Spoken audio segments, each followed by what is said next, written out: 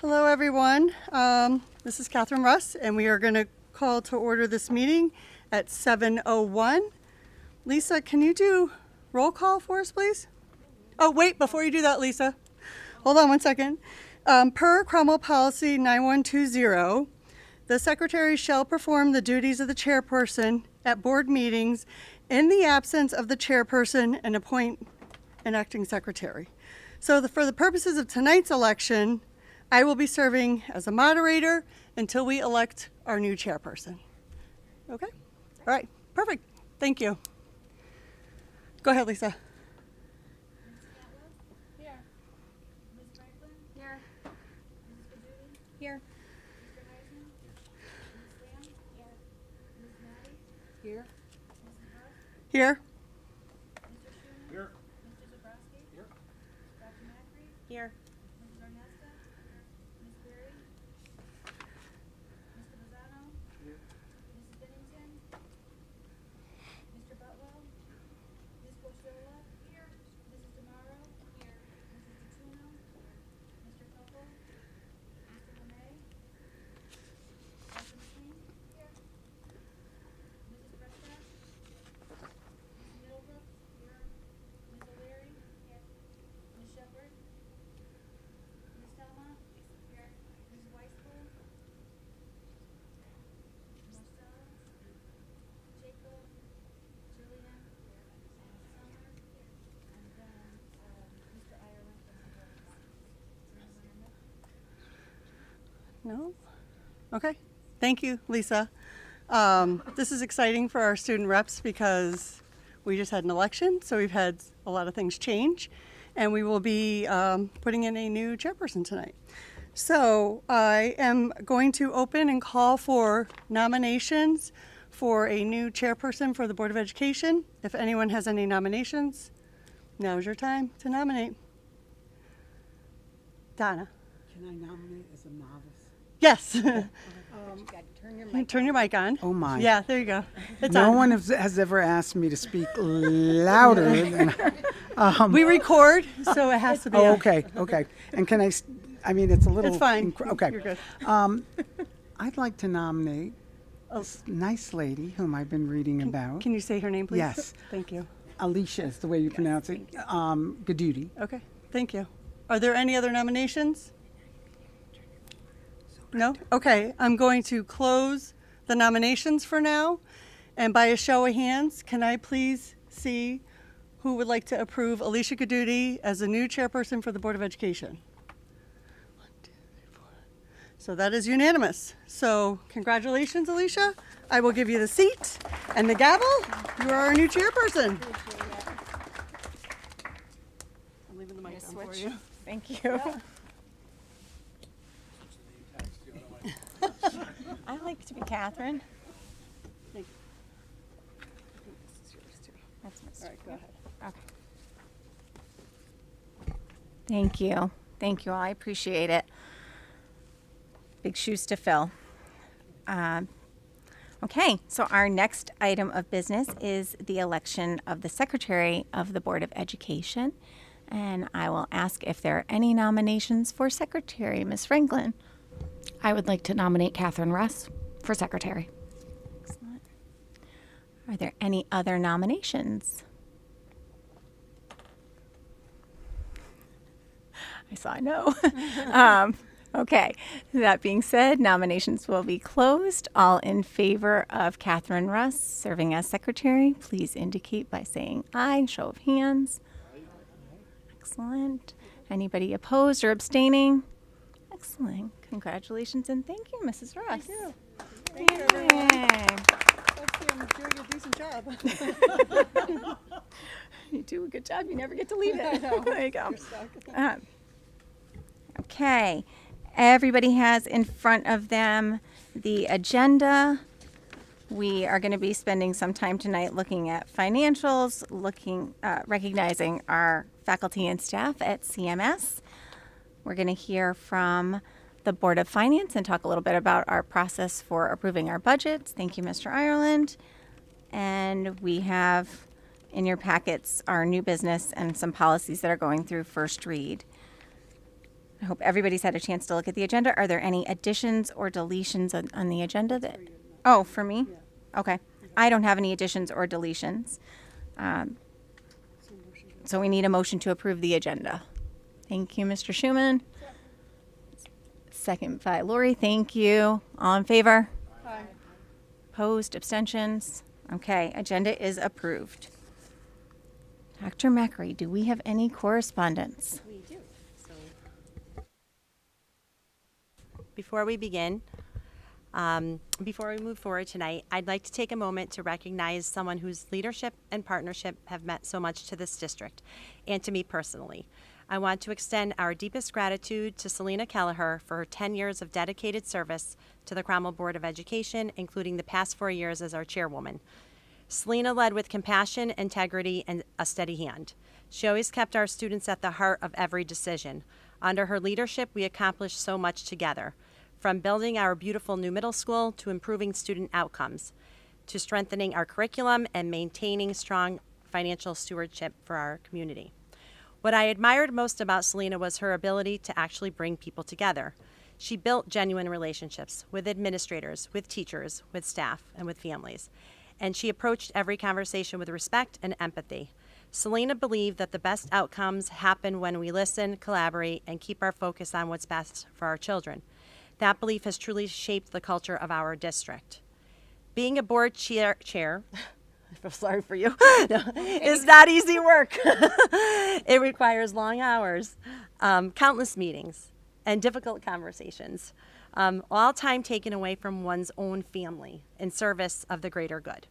Selena gave that time freely, not because she sought recognition, but because she believed deeply in making a difference for all children.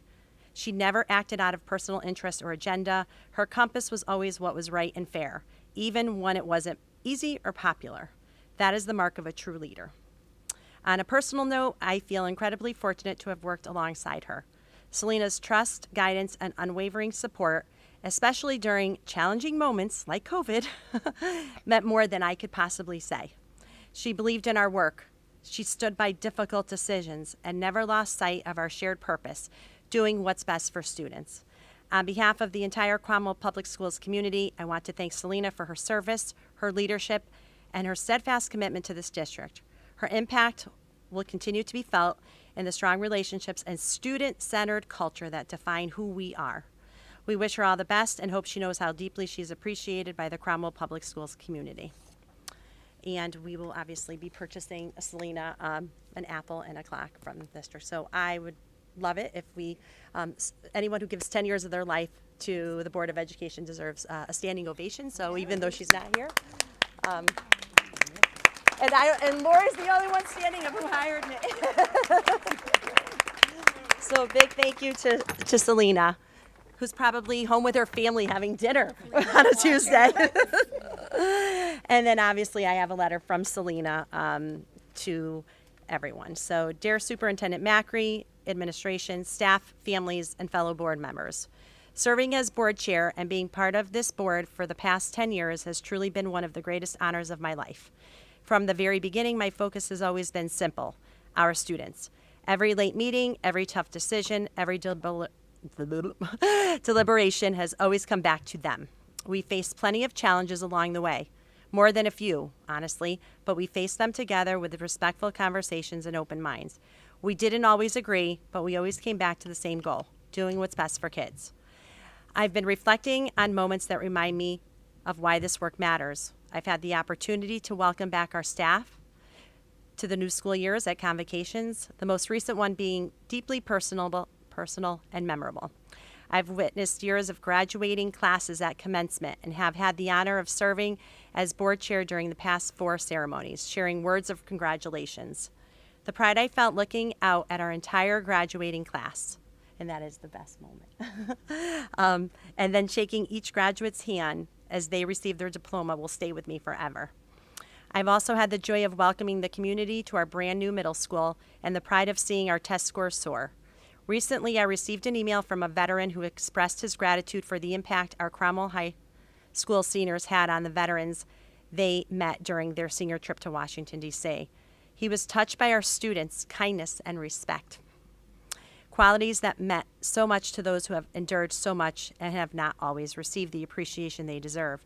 I couldn't be more proud of our students.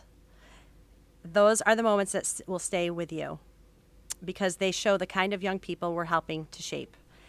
I'm incredibly proud of what we've accomplished together. Building a new school, improving our processes, and making decisions that will carry this district forward for years. None of it was easy, but all of it was worth it. Along the way, I've had the privilege of working with incredible leaders, administrators, and board members who have inspired me with their dedication and their belief in public education. The relationships I've built here are something I'll always carry with me. We've learned from one another, leaned on one another, and led together through good times and hard ones. I've never been in this for the politics, and maybe that hurt me in the end, but I can honestly say I led with my heart and was always true to myself. I cared about doing what was right, not what was convenient or a reaction to public pressure. That's something I'll always stand by. As I step away from this role, I'm not focused on how it's ending. I'm remembering everything we did together, the teamwork, the laughter, the tough nights, sometimes sleepless nights, and the moments of pride that made it all worthwhile. To my fellow board members, our administrators, teachers, and staff in this amazing community, thank you. Thank you for trusting me, for working beside me, and for caring as deeply as you do about our kids. It's been a privilege to serve, and I'll always be proud of what we built together. With gratitude and fond memories, Selena Kelleher, Cromwell Board of Education, 2021-2025. Really, 2017. Okay, and that was from Selena.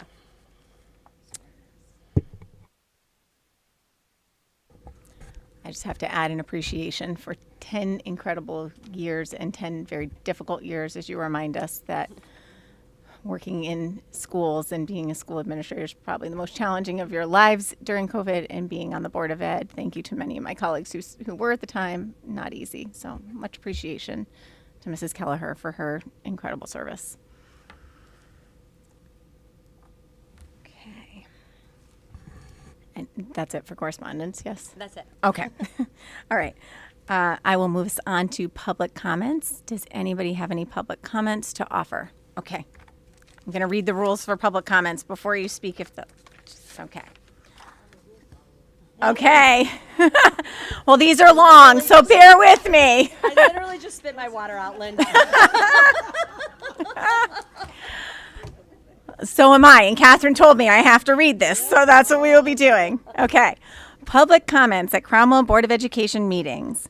Individuals are welcome to address the Board of Education for up to 3 minutes each during the public comment portions of the meeting, but board members will not generally engage in dialogue. The Board of Education chair may, at his or her discretion, extend the time for public comments. Speakers must come to the podium and share their names and address.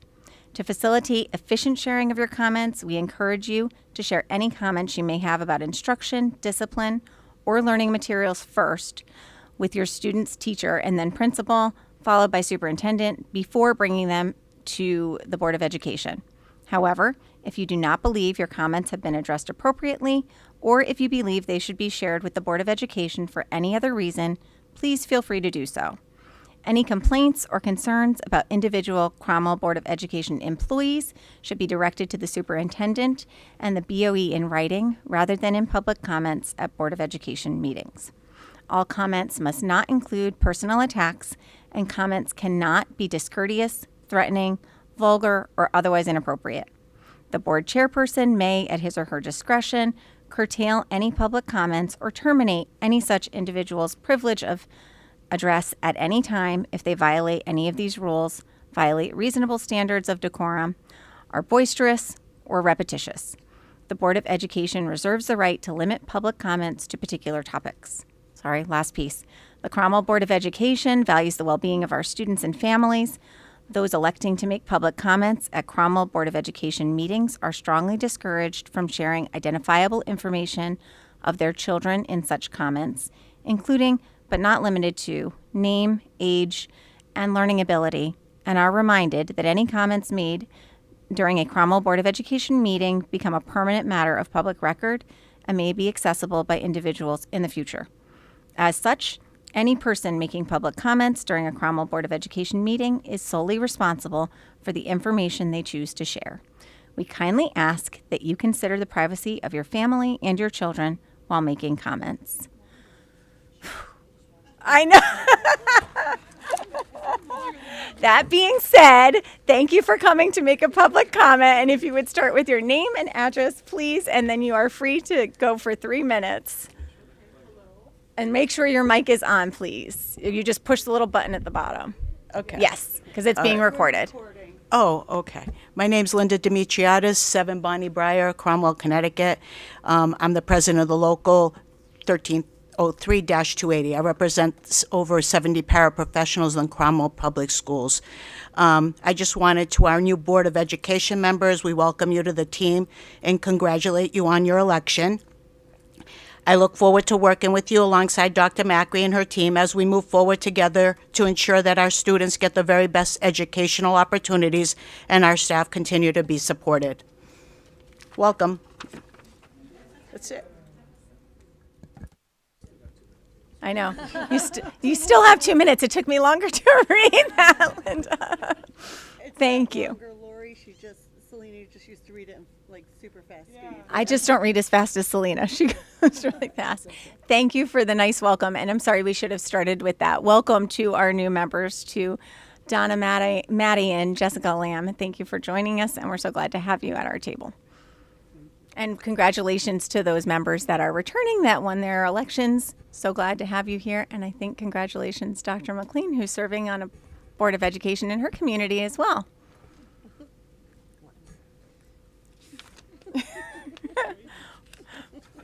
Good. Okay. I'm gonna move us on to celebrating our faculty and staff, and this is CMS's focus this month. So thank you so much, Ms. Cochiola, and we welcome you to the podium.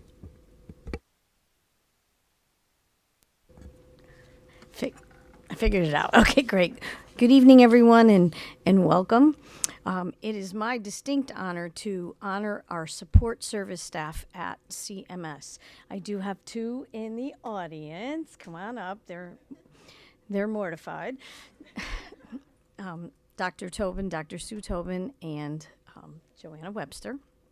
So we wanted to take this opportunity to honor and thank our incredible student support services team, our school psychologists, our school counselors, our social worker, our ESS and root clinicians. They truly are the heart of the district's mission to care for the whole child. They support our students' emotional well-being, they help them overcome challenges, and they guide them towards success both inside and outside the classroom. Whether it's offering a listening ear, helping a student navigate a crisis, or connect families with vital resources, their compassion and expertise make a profound difference every single day. They build bridges between home, school, and our community. And we definitely believe our schools are stronger, safer, and more caring places because of you. And we are deeply grateful for your unwavering commitment to our students and our families. And again, this shout out goes to Dr. Tobin, Joanna Webster, Shanera Christie, Alicia Cruz, Ethna LaMontagne, Daniela Kaplan, and Liz McKinnon. And we couldn't function without them. So thank you.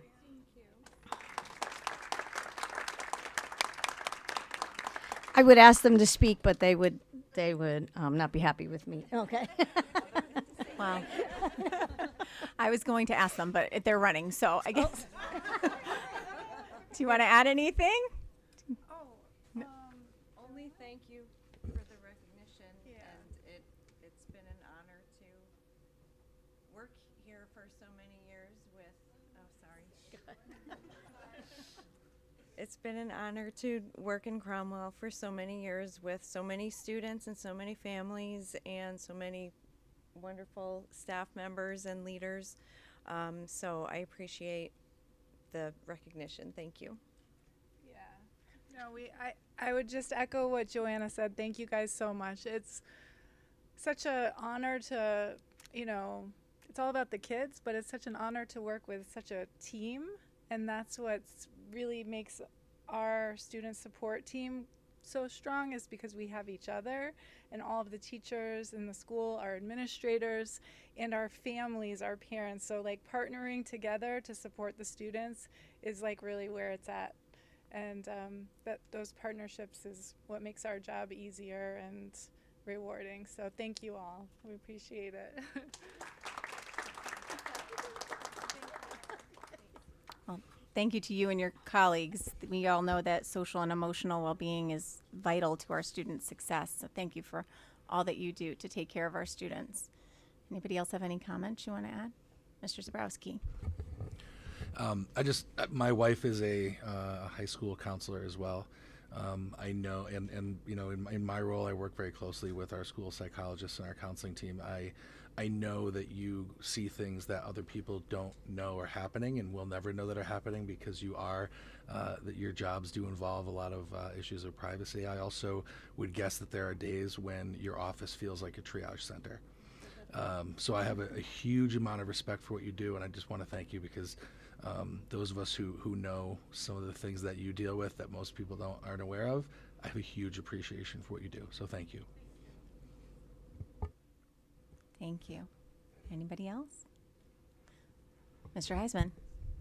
I also want to echo that sentiment. I have a student my son is a special needs student here in the district, and without you guys providing these services to him daily, he wouldn't be where he is. So I appreciate it. Thank you. Thank you. Anybody else? Okay. I feel bad not saying how much I love them. I mean, they already know it. We know. You all know. 7 years ago, we didn't have social workers, and look where we are today. Honestly, our kids are just better off and better, and we all are better and a little bit more normal ourselves because we can come to you. So thank you for offering your couch, and I think the world of you. My little couch.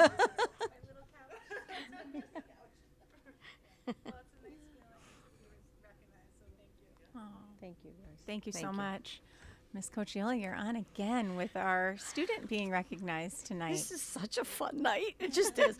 May I please ask Andrew Matrullo to please come up to the podium? I think some of you recognize that name, right? I think he wants to be on the board again. Well, Andrew in a few years can be. So, right, Andrew? So, Andrew is that type of student who makes a huge impact in a very quiet and unassuming way. That's one of the reasons tonight we decided that he would be, come on up here. He would be absolutely the student we want to recognize because he truly is the epitome of our SOAR program, and which stands for shows compassion, overcomes with tenacity, acts responsibly, and respects community. He was actually acknowledged by a staff member, which I'll give this to your folks tonight. We have positive office referrals, and the staff member said he is a role model each day. That's pretty impressive coming from, being recognized from a staff member and having those words said. He also every morning I would read about our Cromwell cross country, and every morning it was Andrew Matrullo. I was like, go Andrew. He consistently led the way, finishing first for the team at every cross country. He placed overall in 3 league meets and earned a medal for finishing the top 10 at the Mid-State Middle School. I mean, he's just out there really representing us, and then without a doubt was the most valuable player and outstanding leader throughout the season. Not only does he do that, he plays band, so he's involved with he's just an all-around wonderful student who we wanted to recognize tonight and say thank you, and for having we have him for 3 years. I don't know if I'm going to let him go to high school, but he's in 8th grade, and so we wish him, of course, a great 8th grade year, and then all the best for high school. So yay!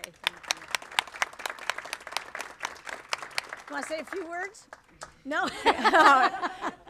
Congratulations, Andrew. Nice You don't want to job, say anything? buddy. Thank you. No? Okay. Thank you, everyone. Thank you. We appreciate that. And thank you, Andrew, for all that you do and for being a role model. That is not an easy job as a middle school student. So thank you for doing that. I know he wants to just get out of here and have us stop looking at him. Sorry, Andrew. Anybody want to say anything before Andrew runs out the door? I will. Okay, wait. Mrs. Russ is still talking to you. Please wait. Oh, there's David. Yeah, just give us one more minute. Just a quick second. Andrew, that is a huge accomplishment for an 8th grader. I'm super impressed by to be recognized and called out for every day, all of your achievements, and congratulations on your running. I know that you're a lot like your dad and you're the quiet type, so to have such a huge impact without a loud voice is really impressive, and we're really excited to have you in our district. Thank you so much for everything. And Miss Maddie wants to say something as well. There you go. Do I look familiar to you? Yes, you have. I want to tell you, Andrew, the qualities that everyone has talked about tonight, those are the best qualities any young person can have. And it's better than being the valedictorian. It's better than anything else because it means you're a good person, and that's the highest accolade. But I think Andrew is the kid who one day when I went into the library, I signed up to have someone help me with, it was maybe my phone or something, and he was amazing. I looked at him and I thought I was going to get an adult. And I said, Andrew, are you going to be? And he was just wonderful. So God bless you, Andrew. That's all I can say.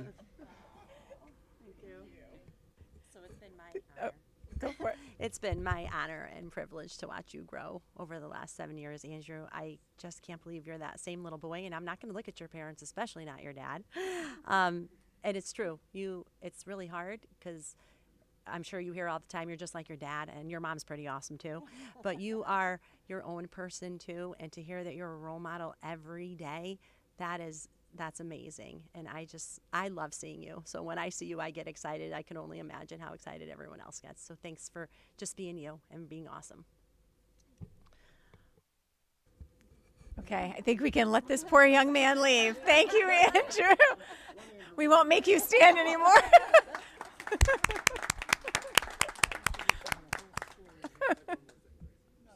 Oh, don't make him come back. Okay, thank you. Thank you for bringing us so many great stories from CMS. On to our reports from the liaisons of the Town Council, the Board of Finance, the CMS Building Committee. I will just point out the CMS Building Committee report was attached. It's in your packets. It's reference A from Rosanna Glenn. I don't know if there's anybody here from Town Council to provide a report, but I know Mr. Ireland is here from Board of Finance. So welcome, Mr. Ireland. Good evening. How are you? You know, we got to talk about this. Every time I come do this, I always got to follow these amazing people that you guys talk about first. And then I get up here and it's like, you know, it's very disappointing. So, first and foremost, congratulations are in order. As Chairwoman, congratulations to you. To the new members here, look forward to working with you. To those who are reelected, congrats. And, you know, we'll keep plugging here, right? So, all right. So, it's kind of been a little bit of a tradition where after the election I kind of come and give a little PowerPoint overview just on how the budget works, because I'm sure when you ran for this, the first thing you want to talk about is money. So hopefully that PowerPoint made it to you guys. Yes? I am being serious. I emailed it yesterday? Oh no, John.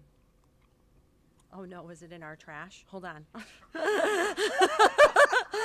I didn't. John, that's terrible. I thought you were joking. Hold No. on. Spam. No, I sent it over. I'm looking in spam. John, hold on.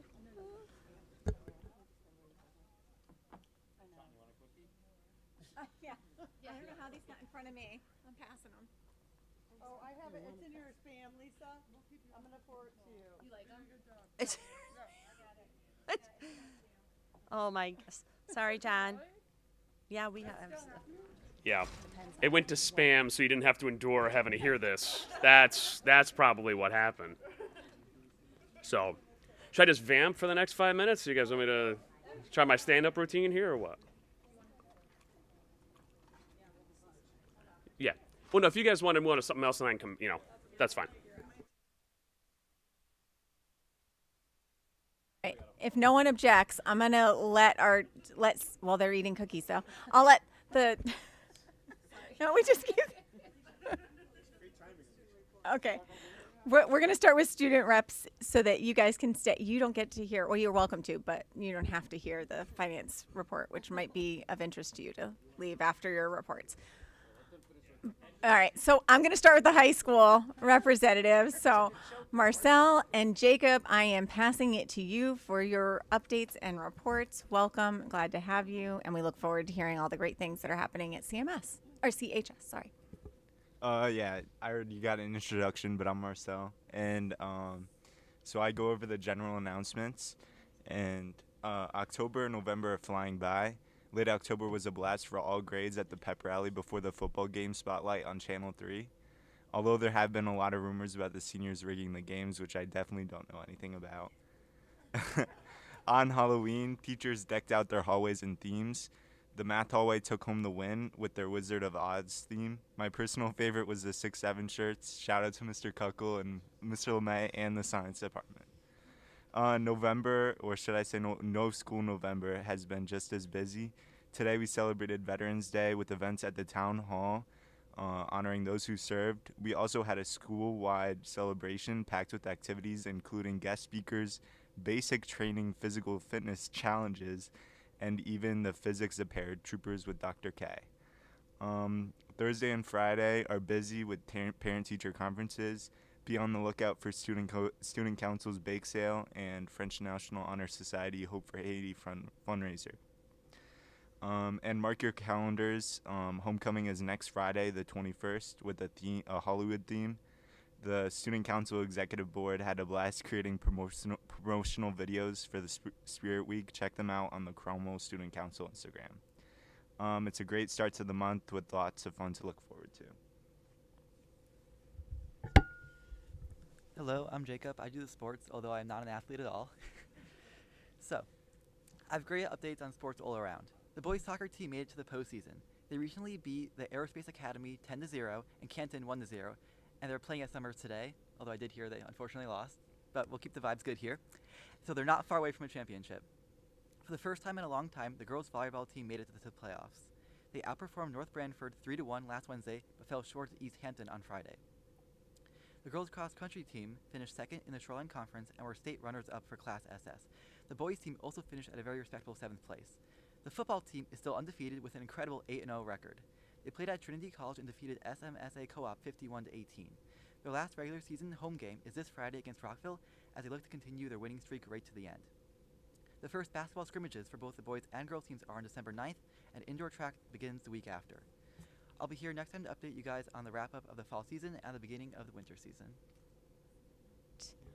Thank you, Marcel and Jacob. Does anyone have any questions for our spirited and entertaining reporters from Cromwell High School? All right, thank you so much. All right, are we ready to move on to Cromwell Middle School? Is Summer kicking us off? Yes, that Okay. cookie was delicious. Thank you. But getting right into it, on November 17th, oh my goodness, last names. Scott Driscoll will speak to students in 7th and 8th grade about the dangers of today's technologies and how to be safe while using it. Scott has also co-authored 2 books, Dangered and You Can Trust Me. Stephen Hull of Speak Sobriety addressed 8th grade students on November 7th. Mr. Hill describes himself as a young person in recovery, best-selling author, recovery coach, and defense attorney. He is a renowned national speaker on substance use prevention and mental health with a truly inspiring comeback story. The speaker later held breakout sessions with students. Today, community veterans joined our middle school students to discuss their experiences as veterans, and as well as the importance of service to our country. We are sending our thanks to Mr. Chabowski, Mr. Sainaj, Ms. Pavlik, and Ms. Cunningham for organizing this event. The Student Council is also hosting a holiday food drive through November 1st to support those in need.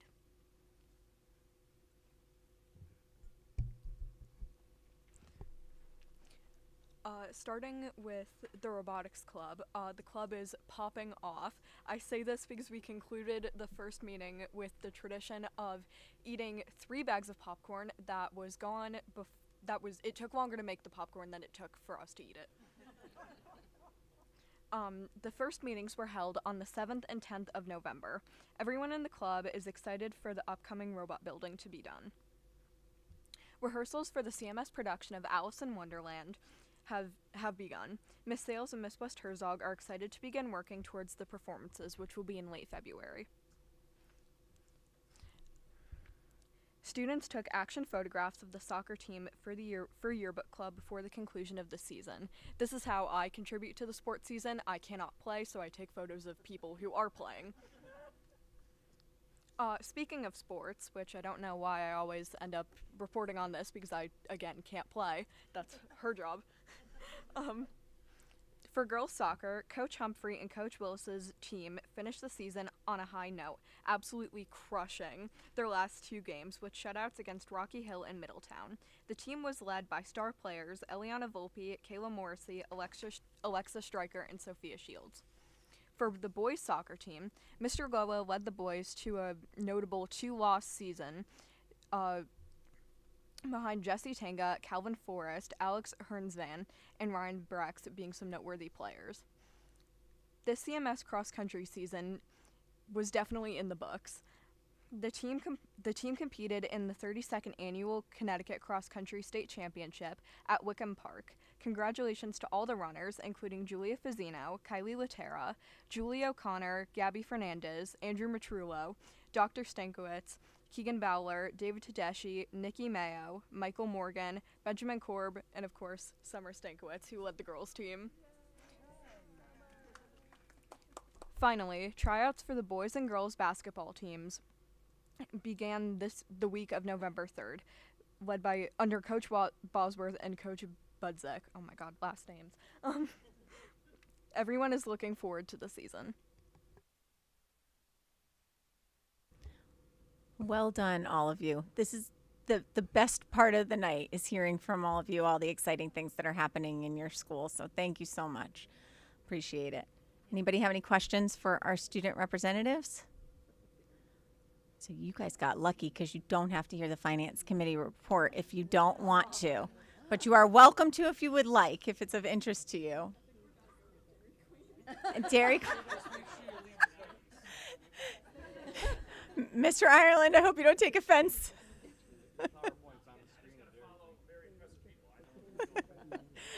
Thank you. So we're welcoming back Mr. Ireland for the report from the Board of Finance on our budget process. Thank you, guys. Nice job.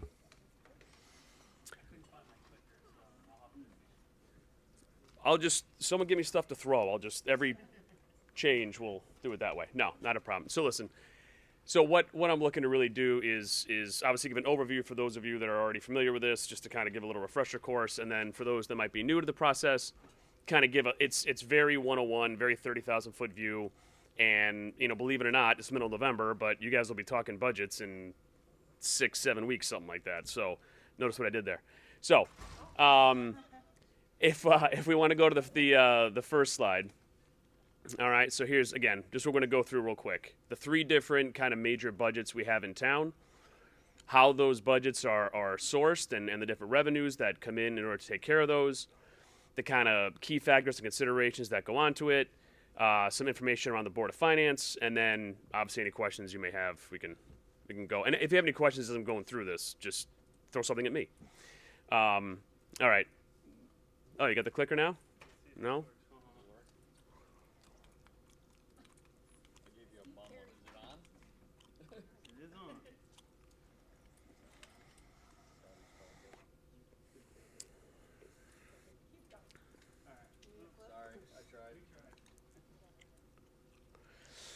All right, so we are currently in fiscal year 2026, so our budgets run July 1 to June 30, okay?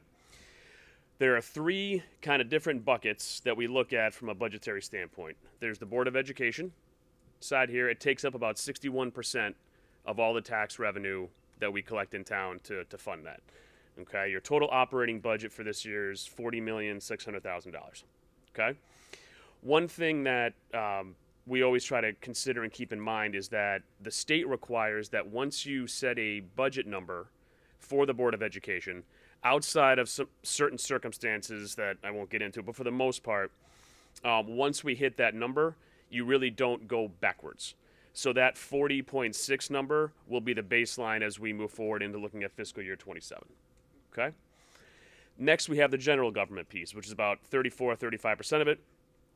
Oh, now we go back. Thank you. And this is going to have to do with all the other services the town provides. Okay? That's about $23 million or so, and that includes our capital projects that we do once a year, larger items, dump trucks and equipment, things like that we have to do on a one-off basis, or items that we have to replace. And you see the different services that encompasses: the police department, public works, recreation, etc. The last bucket is more of the bonded debt. This is going to be for our very large projects that we have to go out to bond for. That current figure is about $2.8 million. As you can imagine, that is actually going to see an increase because we secured the funding for the middle school last month, October, yep. And so we will start to see that really have an impact on budgets going forward. And so that will increase a bit, but thankfully we are in great financial health as a town. And so because of that, we were able to secure some very favorable terms for that bond. So we're in a good spot there. Just as a side note, Cromwell has a different setup where the fire district is its own entity, and they have their own mill rate, their own budget, their own, basic way of operating, and we don't have any say or any impact on that piece of it. So the fire district operates as its own entity. So, any questions on those three kind of buckets? No? All right. Next. So, the revenue sources. All right, so if you combine everything together, we need about $66 million to run the town for the year, okay? The vast majority of it, as you can imagine, gets paid for by local property taxes, okay? How do we determine who pays what? It's based upon the town's grand list, okay? So what we do is there's a town assessor's office. They go through and they evaluate and look at all the different things that you can tax property-wise in the town, whether it's a commercial business, whether it's your home, your auto, whatever the case is, and then you go through the different rules that the state has in order to evaluate it. And typically it's 70% of the fair market value, and then after that, that is the amount that you will be assessed on based upon the item that you own, okay? And so, for motor vehicles, the assessment is 70% of the original MSRP. That has actually changed a bit. The state put out some new and different ways of looking at autos, but that's pretty much the way that we're taking care of it here in town. And then again, for business personal property, assessed to 70%. And all of these are as of October 1. So the grand list gets set, and then we use that for the following year. Okay? Any questions there? Okay? Next. Okay, so the mill rate. This is the key part that we always try to go into and look at once we pass all the different budgets, because this is going to be basically the multiplier. This is how we're going to back into, okay, we need $66 million. We've got a grand list of $1.9 billion or whatever the case is. So that multiplier piece is going to be how we end up basically dividing up that $66 million pie amongst all the different places that we have to tax. So, as an example, a property with an assessed value of $50,000, okay, located with a municipality with a mill rate of 20, just to keep it easy, would have a property tax bill of $1,000, okay? Just so you guys all know, our current mill rate is 27.33, and again, that does not include the fire district, okay? So if you go back and look at your bill and you see it's a little higher, that may be why, okay? We had to up it from 26.67 from the previous fiscal year, okay? And then, so there's basically two different ways that we can grow revenue for the town. The way we like to look at it, hopefully, is expanding the grand list, right? If you look at the tax base as kind of like a rectangle, right, you can expand it two ways. You can have more things to tax, or you got to tax those items more, right? And so we're always looking for try to find ways to attract businesses into town and try to find more ways to expand the tax base that way. Otherwise, we have to ask for more of a demand from the current taxpayers in order to fund the town as budgets increase. So, as a quick example, If our grand list right now is about 1.9 billion, the current mill rate's 27.33. If we need approximately 52 million, but let's say that the next year we need another $2 million, just to keep it easy. It represents a 3.83% increase. And for this example, the grand list, the additional revenue sources, everything else stays as is, okay? So in order to generate that additional $2 million, the mill rate would have to increase from 27.33 to 28.38, okay?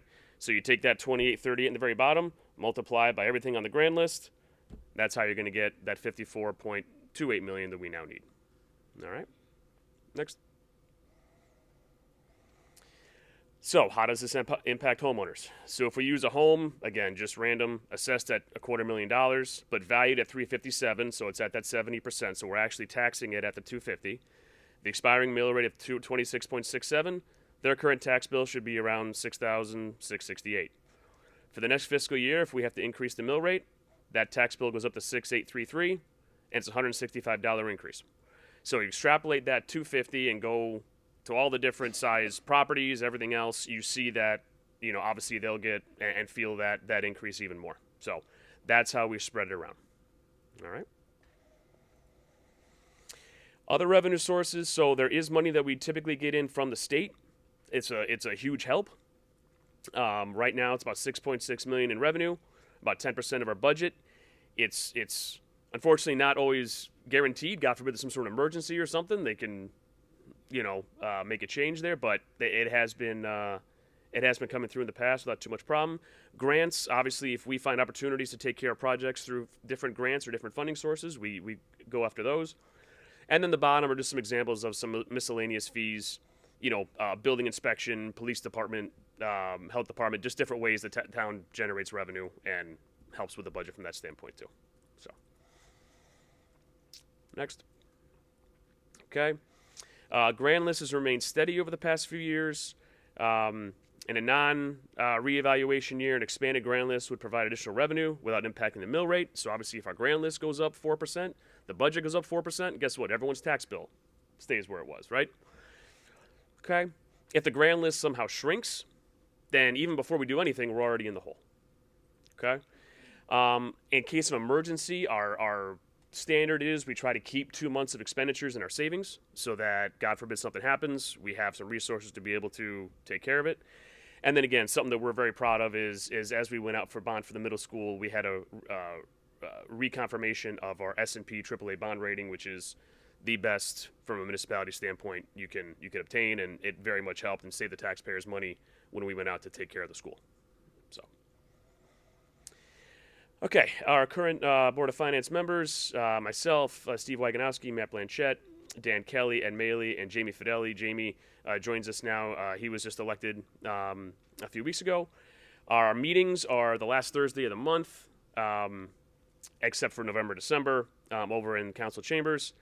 And we typically just get updates from the town manager and the finance director, get updated financial reports just to see where things are going for the current fiscal year, and then obviously take action on items as they go on during the course of the year if something were to come up.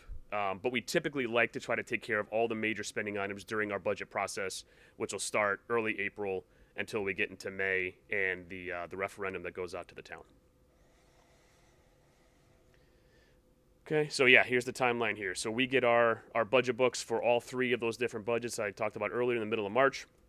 The Board of Education will come out and give a presentation to us. The town will come out and give a presentation to us sometime end of March, beginning of April. We'll then try to finalize and go through everything and finish that up early to mid-April.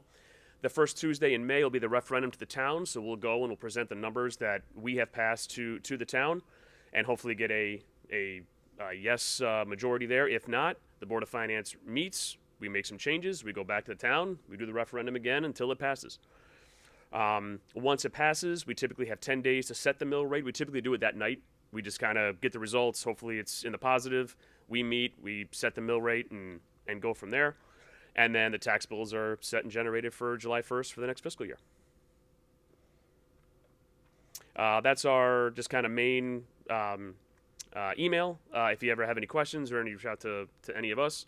But I mean, you guys all know how to get in touch with myself or anyone else on the board, and always here to answer any questions. And obviously, you guys always know you can come to me with any concerns or anything that may come up. So I know it wasn't exciting as the people that spoke before me, but hopefully you stayed awake. So, especially for our new joining folks, any questions, anything? I think Mr. Zabrowski was first with his Sure. hand up, and then we can go to anybody else. Just kind of, I guess, a procedural question, more or less. Do you check the spam folder or the Cromwell Board of Finance Gmail address? You know what? I probably should make a better habit of that, because it looks like it happens more often than. I couldn't pass up that No, opportunity. no. Hey, listen, we got through, right? We figured it out. We got it through. Anyway, very important question. Thank you. Anybody else have any questions for Mr. Ireland? Ms. Slam. Just thank you. It was absolutely fascinating. I didn't realize I was going to get such a treat this evening on my first night. Well, listen, I can come back and give this anytime you guys want. You would do it like once a month? What do you want? No, but really, thank you for the overview. I appreciate it. It's nice to see how it all fits together. You got it. Oh, I think Miss Maddie has a question. I'm going to defer to the chair here. Go for it, Miss Maddie. This may be a foolish question, but I'm going to ask it. Do you have money that is some kind of surplus money or money that is in escrow for the town that you invest? So there are certainly instances where there is investment income, but it typically comes from standpoint where, like when we were putting up the middle school. Yeah.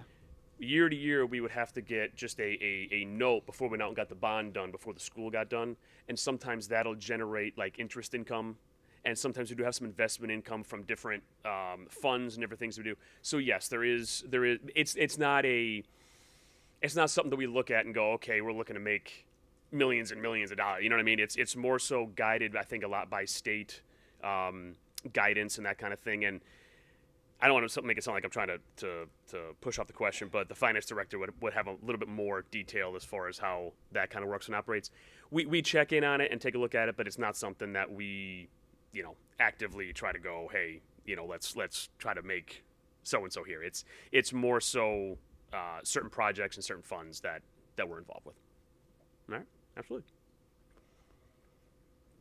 And there's a liaison from the Board of Finance that can come to our meetings and offer reports. Same thing with the town council. So we get regular town collaboration updates. Right? Yes? Okay. Any other questions for Mr. Ireland? A comment, Lori? Yeah, John, thank you for doing that, especially for the new people, but I think it's a good refresher for all of us.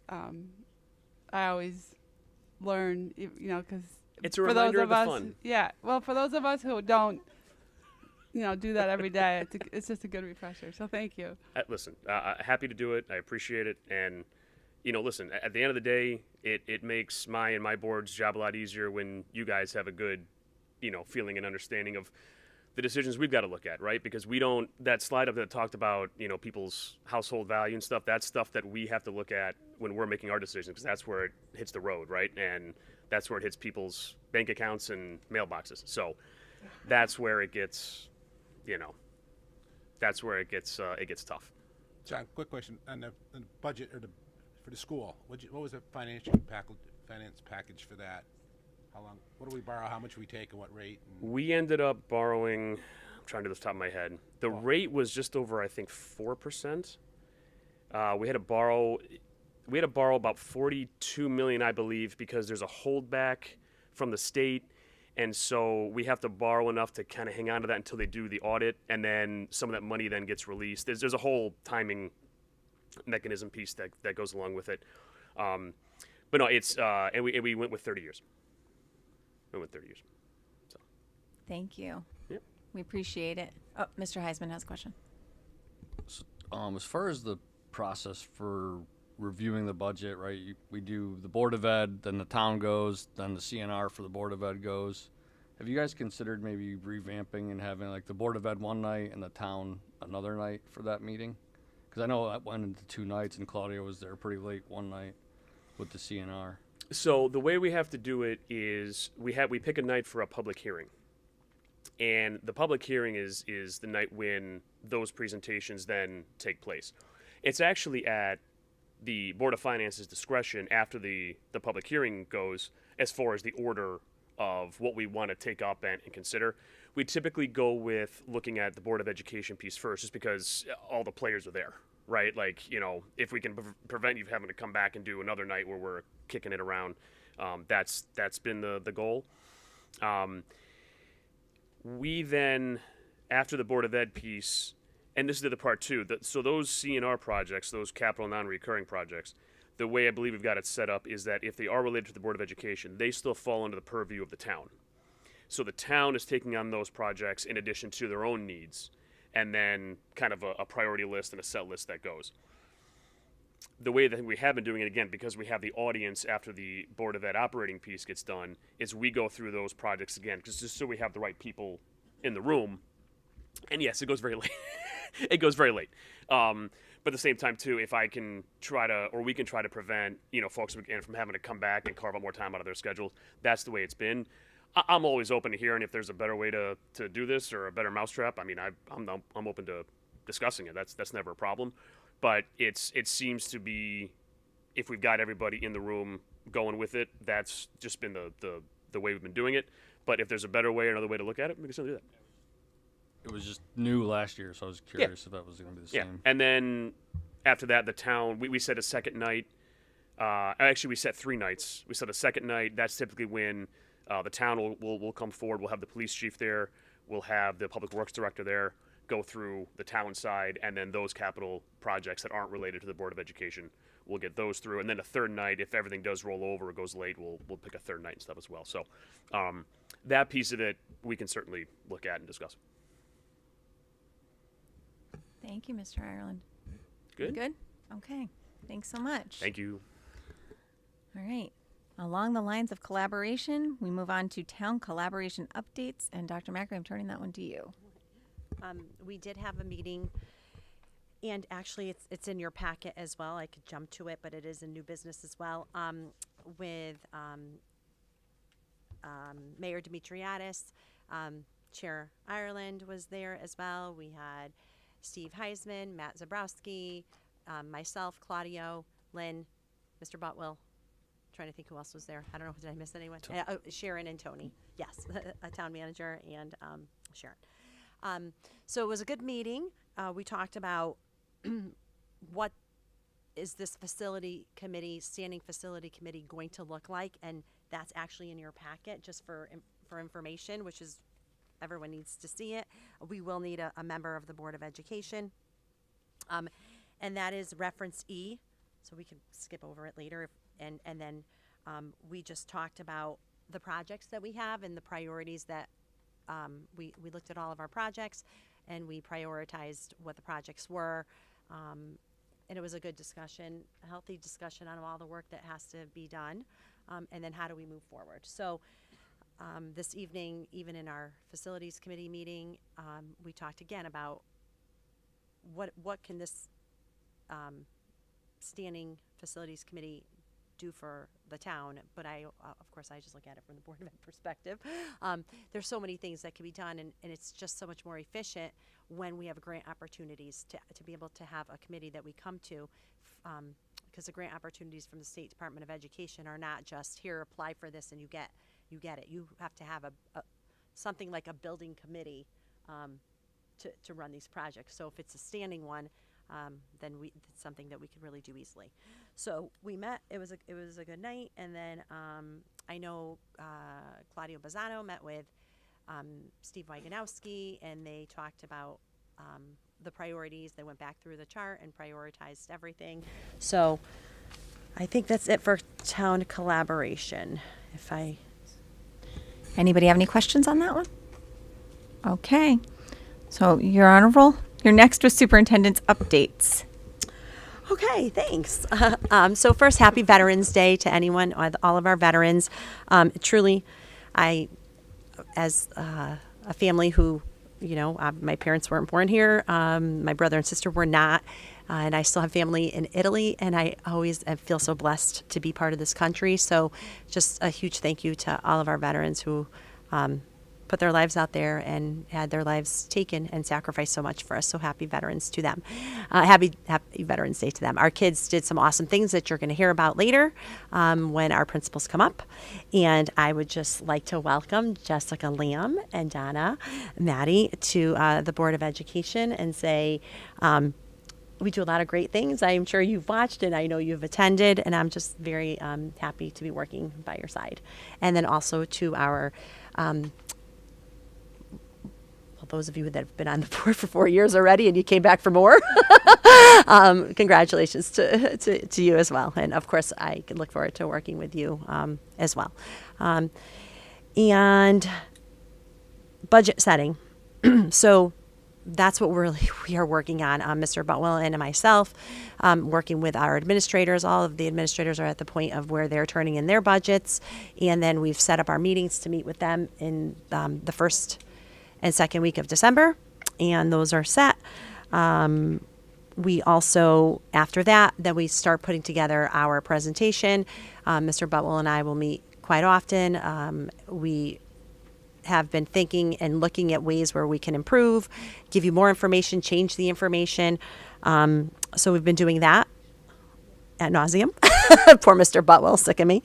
And then really the only other thing I'd like to mention is on January 14th, so save the date, and I will be sending something out, is we're going to have the Michael Camilleri dedication ceremony for the auditorium. So that is going to be Megan Camilleri, his daughter's first winter concert and the first concert in the new auditorium. So it'll be really nice. So if you can attend, that would be great. And I think that's all I have, unless you have any questions for me. Thank you. Any questions for Dr. Macri? Okay. We're going to move on to budget update and monthly budget. And Mr. Botwell, I think that is you. And everybody should have that in their packet. It is reference B and C. Hi, everyone, and welcome to our new board members. I look forward to working with you. So in your packet, you have the budget summary. I'll talk about that first, and then I'll just talk about the table that I included in my memo, just to follow up from last month's meeting. So in general, the budget, we're in good shape, continuing, as always, to look at the same areas each year, our special ed tuition and special ed service lines and our pupil transportation lines. Those are the big ones that can change, quickly and, of course, are very costly. All other areas at this point, though, looking good. It's still early in the year, so feeling comfortable with all of our other areas.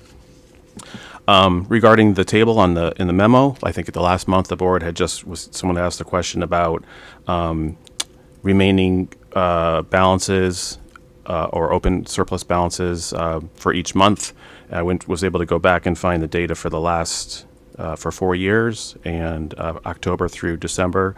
So you can see I've included in that table just the amount and the corresponding percentage of the budget.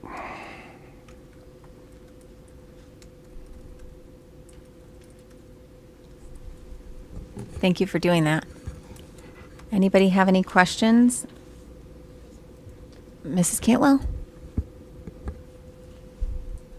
Any luck with the milk? The lunch. I have milk on the lunch money. The lunch. I know. The lunch accounts. You know what I'm talking about? The deficit. Are you referring to collecting on the deficits? I would say sort of mixed success. We continue to send out weekly emails to families who have a lunch account -10 or lower. I just last week sent out a memo to directly to all families that had a balance of $50 or more and reviewed with them our process for applying for free and reduced lunch. Please reach out to our food services department if you have any questions or need any help in any way with that process. And so that always kind of facilitates a little bit of payment. But generally, I think we're still trending downward, yeah, or upward, whichever way you want to look at it. Thank you. Mr. Heisman, did you have your hand up? Yeah. I just had a question. So the surplus from last year doesn't show up on this report, right? Is there somewhere that we're tracking those funds separately as far as spending and allocating and forecasting? Obviously, we have to set aside some money for the track project. Yeah, right now, the town has put them into the account at the town, and we haven't made any, done anything with them yet. So, Okay, so do we have to go back to the town for those funds, or is that? No, Right. they're just in the general account, but we have complete control over what we do with them. So once we start, with the track and any other use of that money, of course, we'll definitely have be, it on. yep. Or at least updates. That's a good suggestion. I'll make a note of that. Thank you. Anybody else? Mrs. Russ? Mr. Butwell, we've sat here for some of us multiple years, and a lot of questions. You could even see people asking John Ireland of them. Government accounting is a new concept for a lot of people. Do you have any recommendations of like a quick, and not to put you on the spot, if you want to send them out later, Sure. of like a quick read? Because government accounting is very, very, very different from any other type of corporate or business accounting methods. Do you have any recommendations on what people can do as a quick read, or just a brief overview of how government accounting does work? Because I understand it's different. I had to learn it, but it's very confusing for a lot of people why money flows a certain way, why it's tracked a certain way. So if there's a recommendation that our board members might want to read up on and get a better understanding of, please feel free to share that with us. Sure. I see the Board of Finance go through it every month when I go to their meetings. Yep. They grill our poor finance director, and she's like, this is what we're supposed to do, and they don't understand, and it's because it's government accounting. So. Sure. I don't have any recommendations off the top of my head right now, but let me take a look and see if I can find something for you. Okay, I don't want to add anything to your plate, but your question, Mrs. Russ, sparked a conversation. I'm wondering, because we do get orientation on all the legal responsibilities of being a member of BOE, I wonder if there's anything that we could add to that, which is kind of a primer for us on how to read your budgets, how to understand them, and just be prepped for those conversations that we're going to move into.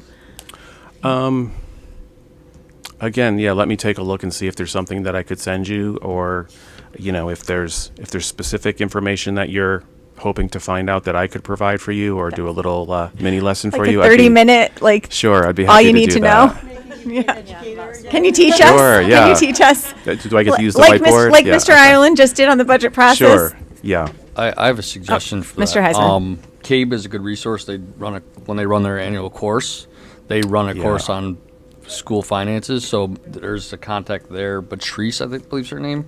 Yeah, that's actually a great course. Yeah, I she agree. does a good job. So just a suggestion.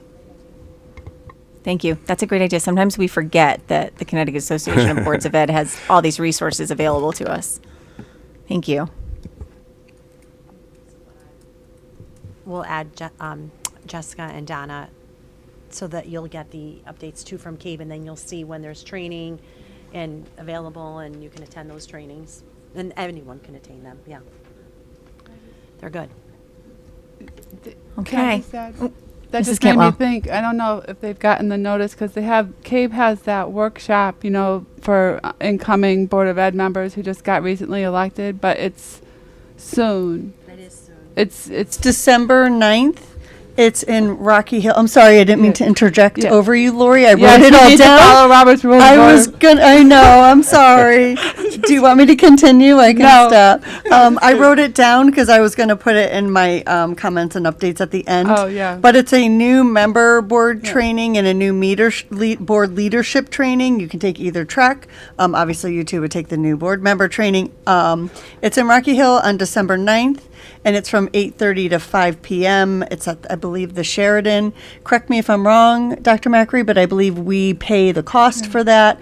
I did the training. I know others in the room have done it. It's a fantastic training. Yeah. They really, really do a good job. And they have little panels and stuff. So I think Steve did the training. I thought they did a really excellent job on it. So I highly recommend on December 9th, you block that date out. Yeah. For the new board member training by CABE. Yeah. It's So a if you'd like long, to it's a attend. long day, but it's worth it. Yeah. Lisa will sign you up. She's great at that. And then even asking for big discounts too. I've taught her well. Thank you for raising that. Can I just ask a question? Wait, hold on one second. Lori, are you No, done? It's fine. It's fine. Do you want to finish? Oh, sorry, Lori. Lori. Okay.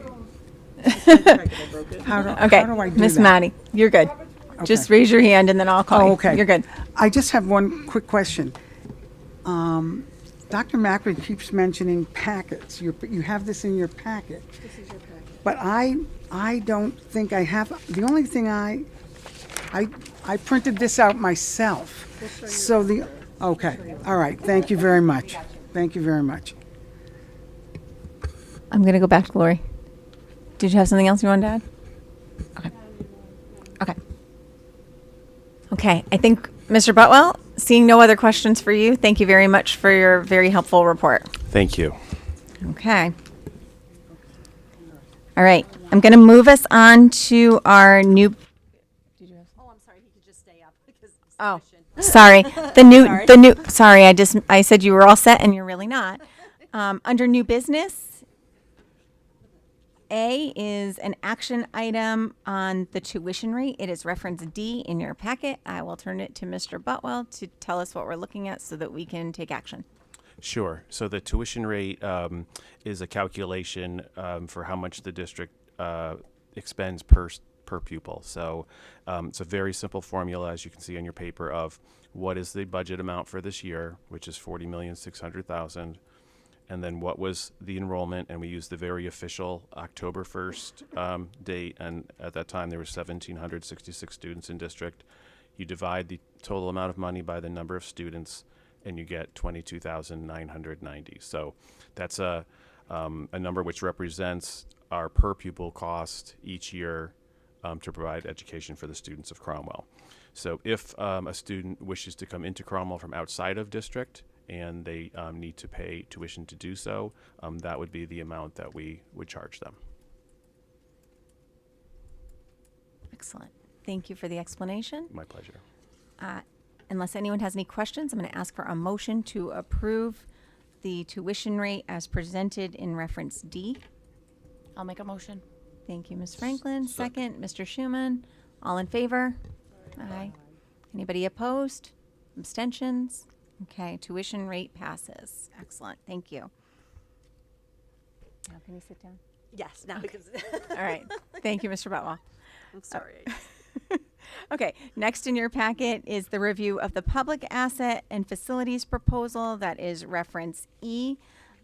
This is the committee that Dr. Macri spoke of, the tri-group committee that is up for public hearing. So in your packet, there's the notice of public hearing, November 12th at 6:45, which is tomorrow, at 6:45 in the town hall chambers, and the details of the committee proposal are the second page of reference E. If you have thoughts, comments, please take the opportunity to attend the public hearing. As you'll note, we do have one of the 7 seats that's a Board of Ed seat, which is great. Any questions on that? Okay. Next is number C, is letter C. It is an action item. It is appointment of the board chair and committee members, and I'm going to ask that we defer that until the next meeting, given I've not had a chance to talk to everybody about that yet, and I'd rather do that at the next meeting. So can I do that? Yes, you can. I think we have to do it in a special Can way I make- just because we okay. didn't amend the agenda. So Oh. how do we amend the agenda in the middle of the meeting? Can I make a Hold motion to on, defer? please.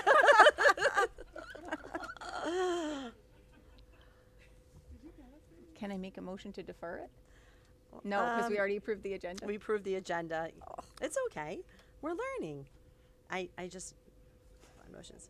You would think I read this book 20 times. You think I know? Discharge the committee. Consider. Perhaps the assembly to reconsider a motion that was adopted earlier. During a session.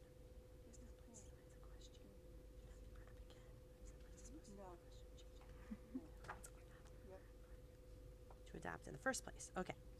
So let's see if this will. changing something the assembly already adopted requires more than what was necessary to adopt in the first place. Okay, we already know that.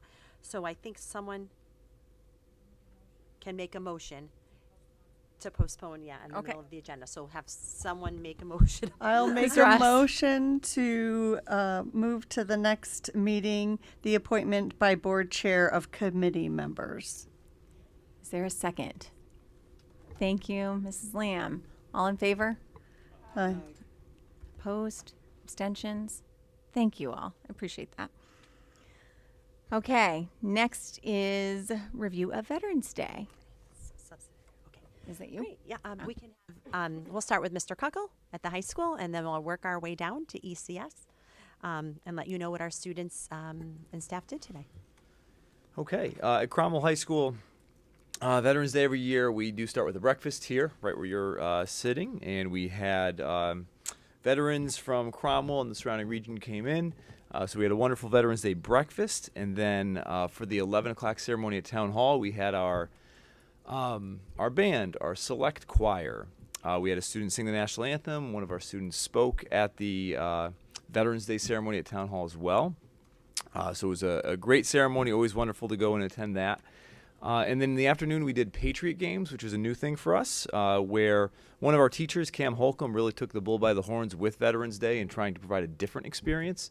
So students were able to make care packages for veterans. We had some guest speakers come in who were veterans. We had, as Marcel told you, we had Dr. Kirschbaum did the physics of paratrooping. I mean, there was 25 different options for students to pick from in the afternoon, multiple sessions. Tomorrow, for us, it's like a 2-day affair this year. So tomorrow we have our assembly, which is a whole school assembly, where again, we'll have some guest speakers. Our band will perform. Where we will bring Veterans Day into day 2. And that is the Cromwell High School experience for Veterans Day. Great. Thank you. Ms. Cochiola, what did we do at the middle school?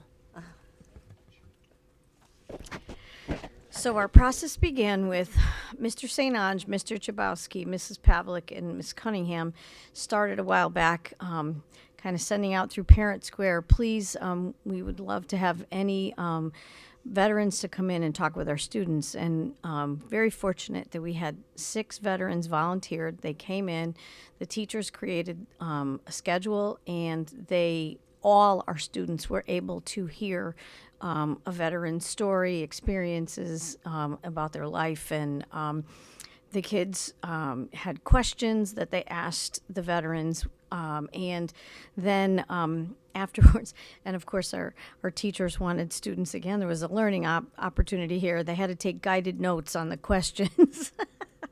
So they were prepared to talk about it, and also our 6th graders created on our new TVs Veterans Day slides, so to welcome the veterans and say thank you and so forth.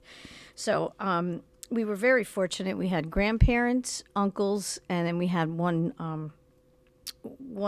dad who came in, and they were a variety: Vietnam, U.S. Army, Marine. So it was really wonderful for our students to be able to see a variety of folks from the branches. And then our students will be writing thank you notes, our whole school writing thank you notes to the veterans for coming in and sharing their stories. So it was a great day. And then we also honor them with lunch at the end. So it was a wonderful day. Thank you. Thank you for sharing. Want to tell us what happened at Woodside, Ms. Bennington? Hi, everybody. So despite our greatest efforts to have veterans come visit Woodside, we didn't have a lot of luck. We ended up with 3 veterans. We were so excited. So some of our students had that experience and an opportunity to speak to veterans, not all of them.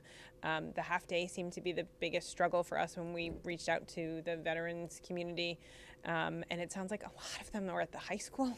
That's okay. Our kids are going to get that experience eventually.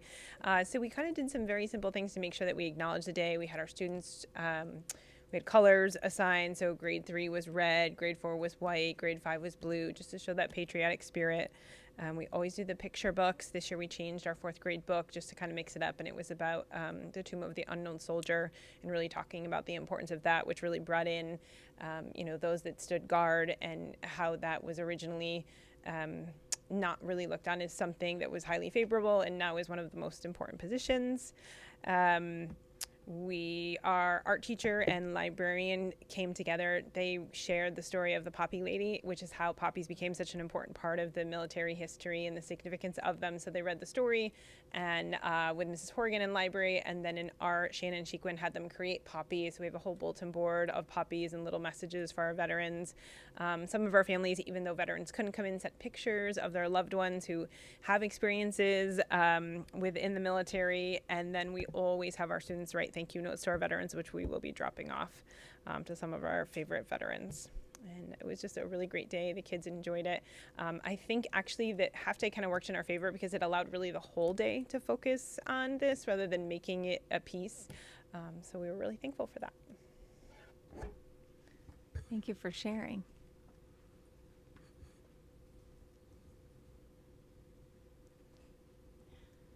Mrs. Tatuno. Hi, everyone. All right. So at Edna C. Stevens School, Mrs. Chapman, our music teacher, is a huge part of the whole day. This is one of her favorite events. She films students, and she creates a ceremony whereby 14 second grade students represented each class, and the video was viewed by all the students and sent home to the families. All the students in the school learned the protocols of the ceremony, a patriotic song, and the significance of the day in music class. Students created letters and cards for the veterans. These greetings were placed in decorative a patriotic box, which I will deliver to the veterans tomorrow. We have a tribute hall, and I welcome you all to come see it. The entire front hall honors our family members and relatives who are veterans. There's over 130 photographs. They're all laminated, they're all labeled, they're in the showcases. There are many veterans that are parents of our students, as well as spouses and children of our staff. Today, several veterans, about 8, visited classrooms, shared their experiences about their service. One of our veterans is the husband of one of our kindergarten teachers, and I have to tell you, this is really unique. He created a Veterans Day confidence course in the classroom for kindergarten students. He utilized the furniture in the room. He set up an obstacle course, which was designed to help to strengthen the body and the brain, providing problem solving, teamwork, listening, effort, kindness, and bravery. So the students, they lined up a long table, and the students practiced crawling under the bravery tunnel, doing jumping jacks and balancing exercises. It was a really great experience for them, and it was shared by other classrooms as well. Thank you. Thank you. That is so cool. Anybody have any comments? Oh, Mrs. Russ.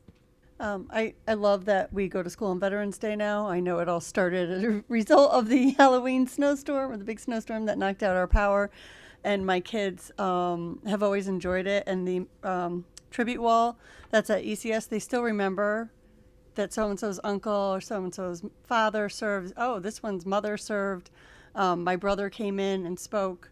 He was a guest speaker when my son was in 2nd grade. And I hope that someday when my son is done serving, he'll be able to come in and speak to the classes. I think that would be great. I think it's the best way to celebrate Veterans Day, and they really get a much better understanding of it. So I'm glad we've continued this tradition. And at Mrs. Bennington, I'm really excited. You guys had the whole day to spend on it. It's such an important part of our community and our life. So thank you so much. Anybody else? Okay. Well, thank you all for all of your efforts and for really making this day so special for our students. Okay, we have NGSS Accountability Performance Report Card. It is reference F in your packet. I'm hoping someone's going to explain this to us, but I was so impressed at so much upward mobility of our scores in many categories. So congratulations. Is this Dr. McLean? I know, she gets to. Okay, Dr. McLean, thank you. I'm thrilled to report on this. This is really an extension. Oh, and if you look in your packet, so the change column got cut off on the Cromwell versus state. So we just gave you a copy with the change column. It just didn't come out in the copies. But I'm going to focus first on how we did compared to ourselves last year. This data is really an extension of the amazing data that I showed you earlier, where we saw increases pretty much across the board, significant increases in some cases across the board in reading, math, and science. And so here we're seeing it as our accountability index. So what that means is the state gives us a report card every year, and they measure our growth on these indicators. So if you look at all of the ones, it goes from 1A to 1F. That's talking about how many students met goal. So, and then they split them out between high needs students. The high needs groups are special ed, our EL, and our free and reduced lunch students. So that's what that group is made up of. So they split those out just so that we can see comparatively how they're doing. But you can see that even in ELA, our high needs students grew more than our regular students, which is what you always want to see in closing gaps for students. And we scored in the green on every single indicator. If you look at 2A through E, nope, I'm just going to D actually. That's our growth measure. So what that does is the state sets a goal for each student based on their score from the previous year. So if those students make that goal, then they get 100% of those points. There also is a sort of a how far did you get if you didn't meet it, and so then they get like partial credit towards meeting that goal. So you can see we are, and this is the one that we really are most concerned about, because not all of them have to be proficient, but we want to make sure that our kids are all growing from wherever they started to wherever we're taking them. So if you take a look at, so now we're down to 2E, and this is where we struggled a little. Our ML students, multilingual students, struggled a little bit this year, and this is obviously a focus area for us. This population is relatively small comparatively, and it does fluctuate. So once a student meets proficiency according to ML standards, then they sort of fall out of the group, and anyone new coming in comes into the group. So this is it's really like a 3-year kind of group, and so we know that we have some work to do with our multilingual learners, and that's really where we'll put a lot of our energy this year. The one that is also really great news is 5, preparation for college and career. If you look, we have maxed out the amount of points that we can possibly get for kids that are taking college and career readiness courses, and we've increased. You can't do any better than that. So that was great. And not only that, but if you like number 6, if you look at the percent passing, we increased by almost 14% of kids that are not only taking but passing those courses.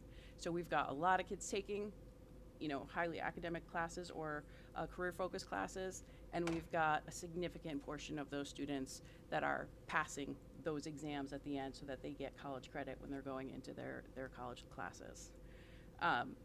On track to graduation, we have 98.7, it's down a little bit.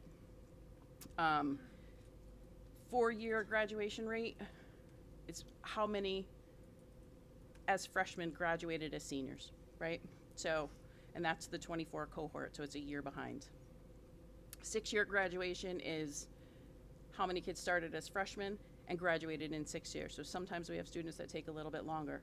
Sometimes they need a little bit more time. So they also measure, of the students that didn't, how many made it in 6 years.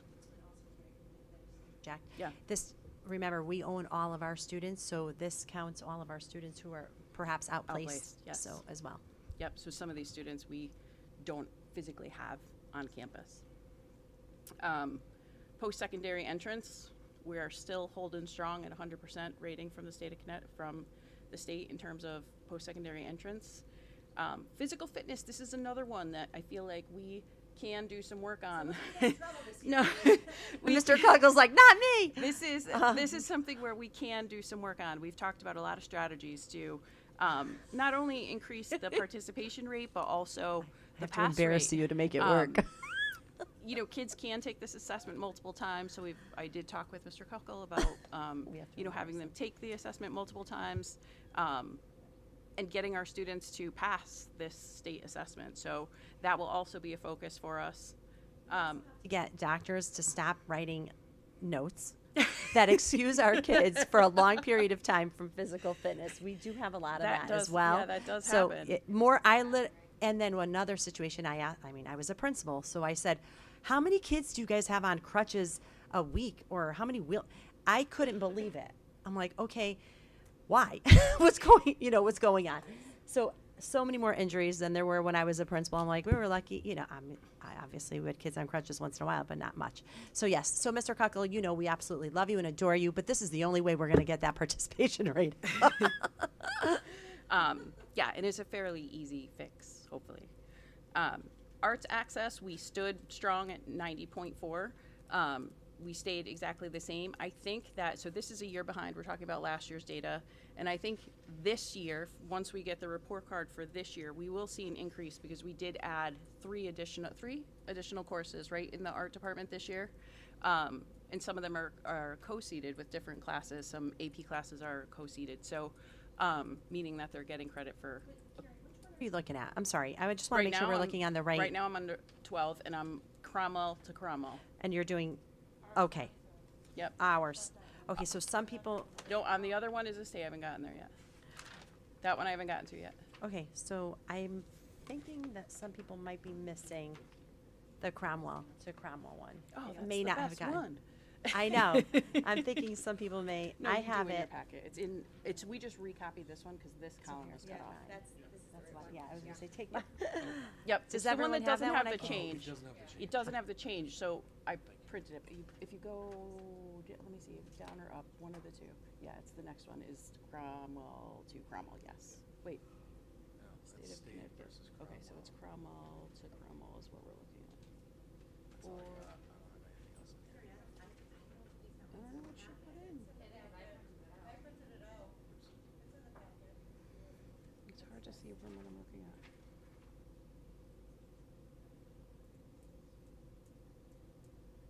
Yeah, 24 I to have 24, this. 25. I Yes, have it this. just has the This doesn't- change it just doesn't have column the cut change. off. Yeah. It's the one that you Okay. have copied with the change column. But Am the I doing it one backwards? that you reprinted is the same exact one that I had printed out. There's no So difference in I them. must have printed the wrong. So, It's a pain in the neck to print it because it's an Excel. it's but the one that was left for us is the same one that I had printed out. There's no changes between the two. I don't know. I thought we fixed this today, but the same. No, I'm not. Oh, okay. the Cromwell to Cromwell. It is, but just without the change. Not the change column, so you can't see. I mean, you could see, but you'd have to do the math. See?